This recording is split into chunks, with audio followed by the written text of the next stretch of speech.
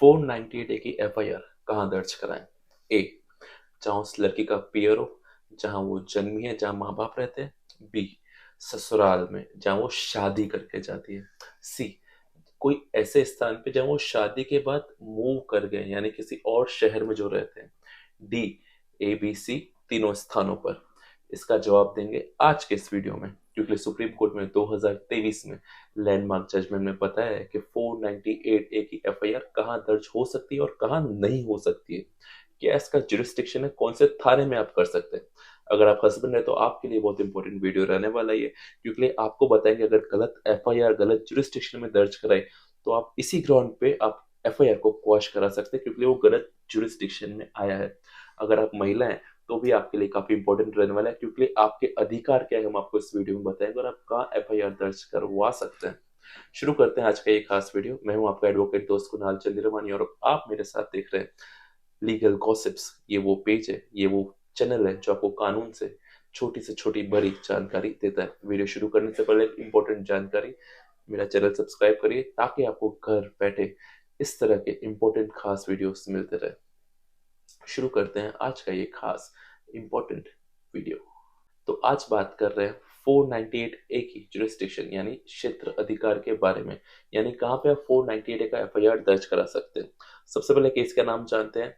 Case का नाम है Priya Hindoria versus state of Karnataka 2023 supreme court. Link मैं डिस्क्रिप्शन में दे देता हूँ, आप डिस्क्रिप्शन में जाकर चेक कर सकते हैं। यहाँ पे लड़की का पेयर होता है चिड़ावा, जिला झुंझुनू राजस्थान। शादी के बाद वो चले आते हैं बैंगलोर, हस्बैंड वाइफ वहीं सेटल्ड होते हैं। डिस्प्यूट होता है उनका, आपस में नहीं बनती है।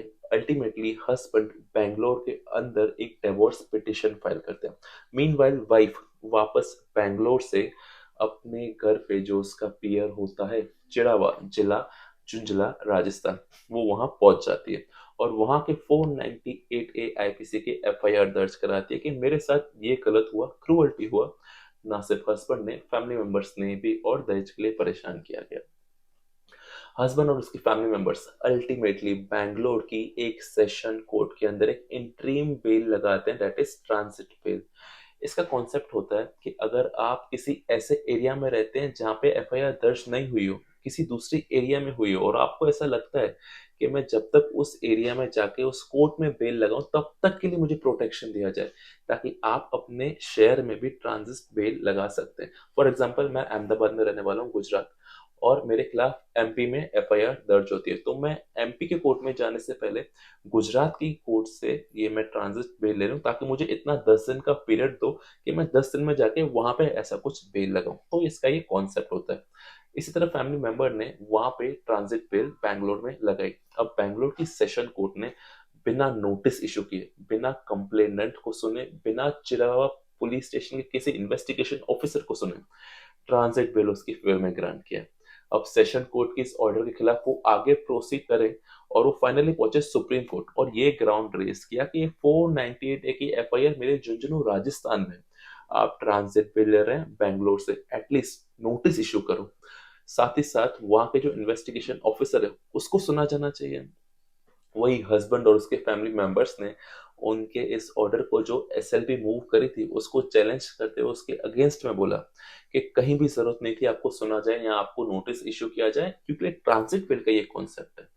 और दूसरा सबसे बड़ा ग्राउंड रेस किया कि आप चिरावा झुंझुनू में जाकर एफआईआर दर्ज ही नहीं करा सकते, क्योंकि आप मैट्रिमोनियल होम बैंगलोर में ही रहे हुए हो। अगर आप शादी के बाद बैंगलोर में रहे हो, आपके साथ कुछ गलत हुआ है, बैंगलोर में ही हुआ है, तो आप वहां राजस्थान में जाके एफआईआर कैसे दर्ज करा सकते हैं। इसलिए एफआईआर मेंटेनेबल नहीं है।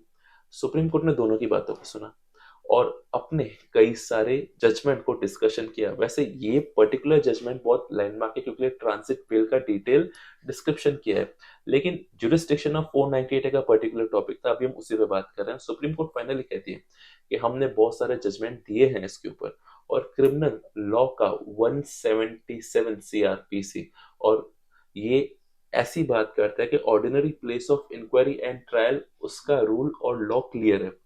शायद इसी बात को साफ कहती है कि जहां घटना हुई है वहीं एफआईआर दर्ज होनी चाहिए। और अगर घटना दो स्थानों पे हुई है, ए और बी पे हुई है, तो यहाँ ए पे हुई है या बी पे हुई है, पार्ट ए पे हुआ है, पार्ट बी पे हुआ है, तो दोनों जगह में आप कहीं पे भी आप एफआईआर दर्ज करा सकते हो, लेकिन कुछ ना कुछ एलिमेंट होना चाहिए दूसरी जगह पे। इसलिए कई ऐसी सारी जजमेंट कहते हैं कि जहाँ पे कॉज ऑफ एक्शन अराइज होता है। अगर मैट्रिमोनियल ऑफेंसेस की बात करें तो मैट्रिमोनियल ऑफेंसेस का सुप्रीम कोर्ट का ये व्यू है कई सालों से कि वहीं एफआईआर दर्ज होगी जहाँ पे उसका मैट्रिमोनियल होम हो या जहाँ पे वो रह रही हो। तो 2019 में पहली बार रूपाली देवी जजमेंट में honourable supreme court of India ने मैट्रिमोनियल ऑफेंसेस में 498 में एक नया पर्सपेक्टिव डाला उसकी एफआईआर में। ये रीजनिंग देते हुए कि जब कोई लड़की अपने हस्बैंड और ससुराल वालों से परेशान होती है और वो अपना ससुराल का घर छोड़ के पीयर में आती है, तो जब वो पीयर में आती है तब वहां पे उसके दिमाग में कहीं ना कहीं हैरेसमेंट होता है।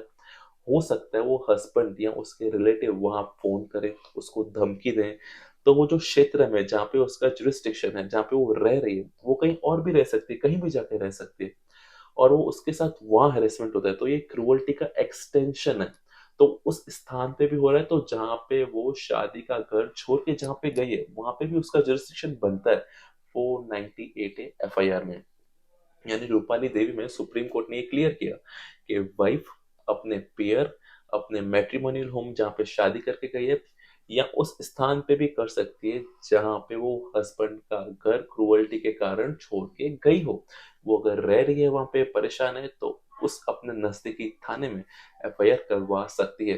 रूपाली देवी जजमेंट को ही ऑनरेबल सुप्रीम कोर्ट ने इस जजमेंट में इम्प्लीमेंट किया और कहा, यहाँ पे जब वो बेंगलोर से चिरावा आ गई यानी जिला झुंझुनू में आई, तब उसके हस्बैंड और इन लॉस उसको फोन करके धमकी दे रहे थे, उसको परेशान कर रहे थे।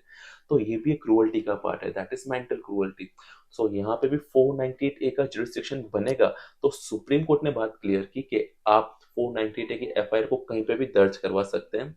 ऐसा नहीं है कि आप पियर या ससुराल में कराएं, इनफेक्ट वहां भी करवा सकते हैं जहां पे आप रह रहे हैं अभी और अपने पति का घर छोड़ के आए हैं। लेकिन इसमें एक आपको मैं क्लियर कर दूं, ऐसा नहीं हो सकता कि आप रह रहे हैं सपोज किसी एक्स प्लेस पे और कुछ वाई प्लेस पे जाके एफआईआर दर्ज कराए, वो नहीं चलेगी। एटलीस्ट आपको ये दिखाना है कि शादी के बाद जब आप घर छोड़ के गए तब आप काफी लंबे टाइम तक रह रहे हैं वहां, और वहां पे आप परेशानी में आपके साथ वहां क्रूअल्टी हुई है, कोई ना कोई ऑफेंस का एक पार्ट आपको वहां शो करना पड़ेगा।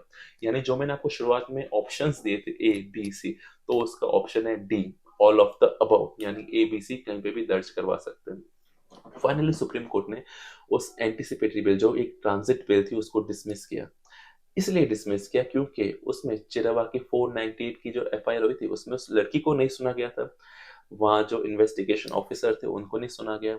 सुप्रीम कोर्ट ने कहा कि हम इस बिल को खारिज कर रहे हैं, आप वापस हस्बैंड और उसकी फैमिली मेंबर को डायरेक्शन दिया जाए, आप वापस जाइए और झुंझुनू में सेशन कोर्ट में जाके बेल लगाइए, क्योंकि ये एफआईआर बिल्कुल मेंटेनेबल है। अगर आपके साथ कुछ ऐसा ऑफेंस हुआ है या आपके खिलाफ कुछ ऐसी एफआईआर हुई है, तो जुरिस्डिक्शन का ध्यान रखिए, कहाँ कहाँ जुरिस्डिक्शन बनता है और स्पेसिफिकली कहाँ नहीं बनता है। अगर आपको ऐसा कंटेंट पसंद आ रहा है तो please like and subscribe my channel, और इसी तरह के वीडियो के लिए बने रहिए मेरे पेज पे। मिलेंगे अगली बार इसी तरह के वीडियो के साथ। Legal gossips, know your rights, if you have with me you will learn it better.